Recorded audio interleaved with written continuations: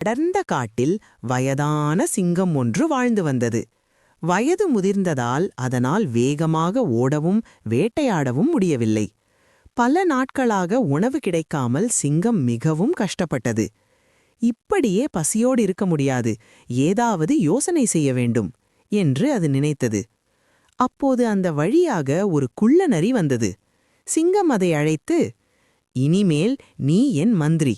தினமும் ஒரு விலங்கை உணவுக்காக அழைத்து வர வேண்டும்" என்று உத்தரவிட்டது. பயந்த நரி புகழ்ச்சியில் மயங்கி அந்த வேலையை ஏற்றுக்கொண்டது. ஒரு நாள் நரி ஒரு கழுதையை சந்தித்தது.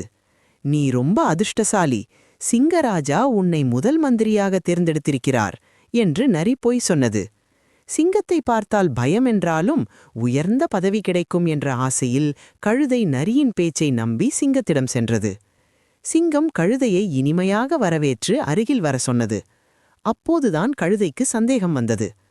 ஒரு ராஜா உண்மையிலேயே என்னை மந்திரியாக தேர்வு செய்திருந்தால் இப்படி தனியாக காட்டுக்குள் வர சொல்வாரா என்று அது நினைத்தது. உடனே கழுதை பின்னால் நின்ற நரியை பார்த்து, "நீயும் என்னோட அருகில் வா, மந்திரியாக இருக்க நாம இருவரும் சேர்ந்து ராஜாவை வணங்கலாமே" என்றது. நரி முன்னால் வர மறுத்தது. அதை கண்டதும் கழுதைக்கு எல்லாம் புரிந்தது. உடனே அது ஓடி உயிர் தப்பித்தது.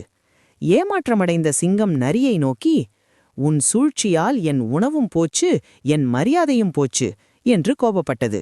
அதனால் நரி காட்டை விட்டு ஓடி மறைந்தது. நீதி: யோசிக்காமல் புகழ்ச்சி பேச்சை நம்பினால் அறிவில்லாத முடிவு அழிவையே தரும். இந்த கதை உங்களுக்கு பிடித்திருந்தால் லைக் மற்றும் சப்ஸ்கிரைப் செய்துவிடுங்கள். அப்பொழுதுதான் இது போன்ற வீடியோ மேலும் பார்க்க முடியும்.